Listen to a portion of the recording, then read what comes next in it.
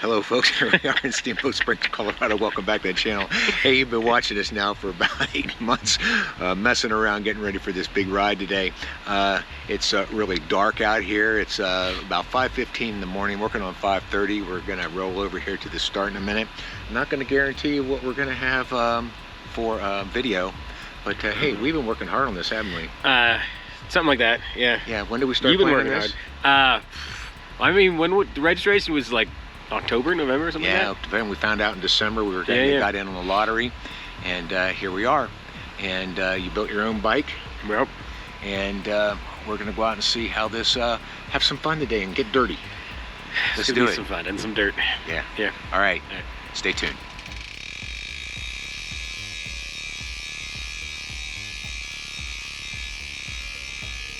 Next 12 hours or so. I hope that you have the day that you came to Steamboat Springs for. As we watch that clock, we're at 15 seconds. Help me out, everybody. We're going to count them down from 10, 9, 8, 7, 6, 5, 4, 3, 2, 1.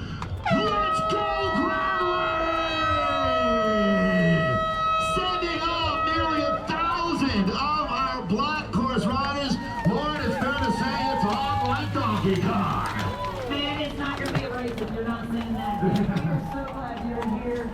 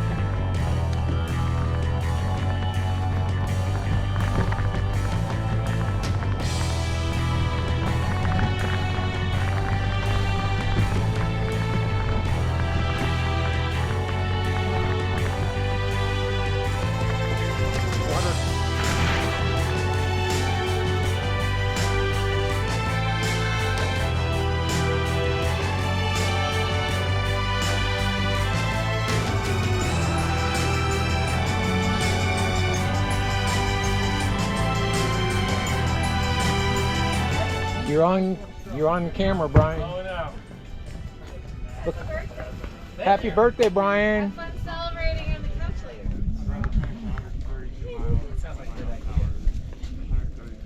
Ready? It's your birthday. You should be able to lay there and people should just serve Bring me stuff. drinks. Yeah, someone take me down this. Someone ride my bike for me. All right, Brian, let's do this, man. Just stay within yourself. Yeah. Oh my God. Hey, don't wait for me.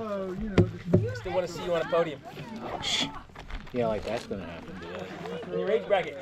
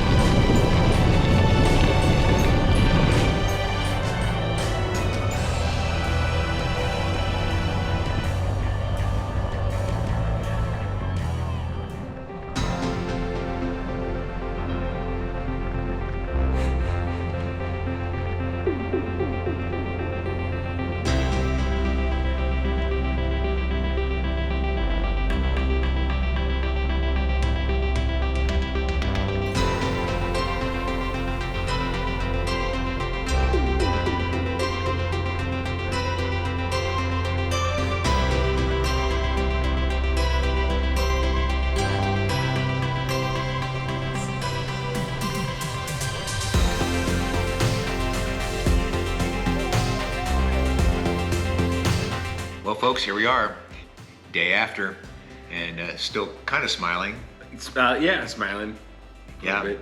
We thought we'd give you a quick postscripts about some of the things that we saw during the ride, and maybe a couple lessons learned. Brian, you want to start? Well, yeah, just to recap, Steamboat Springs gravel race, black course was 142 miles with 10,000 feet of elevation gain in it. And for me, I did not finish the race. I mean, I crossed the finish line, but there was a section that kind of was like a lollipop where you go out, you do a loop, you come back down, and there's a rest area right at that kind of loop end. Junction, yeah. Yeah, and the loop was 20 miles, and it went from 7,500 feet to 10,000 feet elevation. And I did not think I would have been able to get back the last 25 miles from there had I done that 20-mile loop.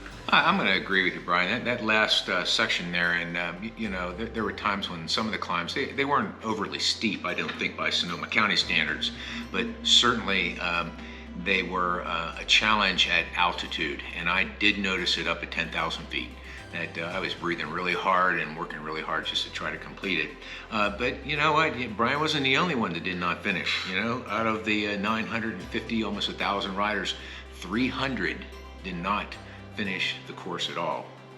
But I think there's some upsides to this. The course is awesome. Yeah. It was a fantastic time. Yeah, most of it. The start is chaotic, as you probably saw from the video. It's chaotic, but the number of different surfaces and the scenery, amazing.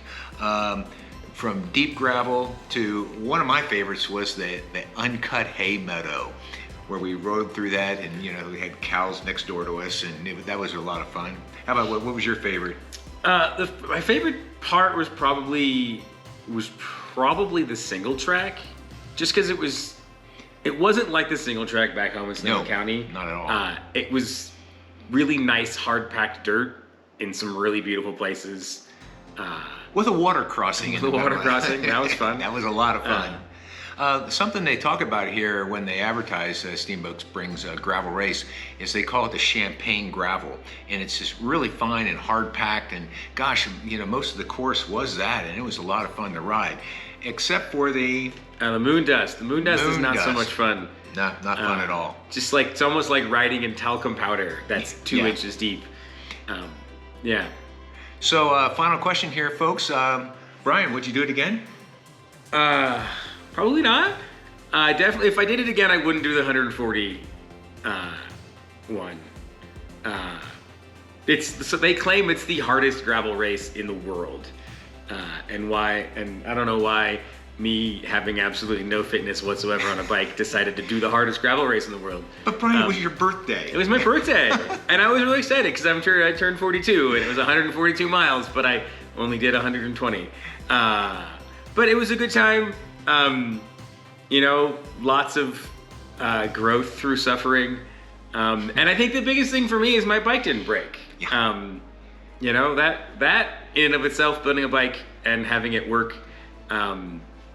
And I had one guy in the course be like, "Hey, where'd you get that bike? It's a cool frame." I'm like, I made it. Yeah. So yeah. Totally. Cool. Well, folks, thanks for tuning in all the way to the end. We appreciate you watching our shenanigans over there the past 10 months.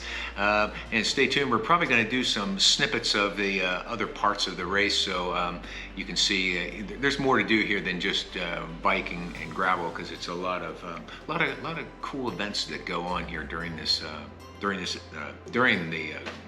gravel race. Hey, so make sure you do the standard YouTube stuff.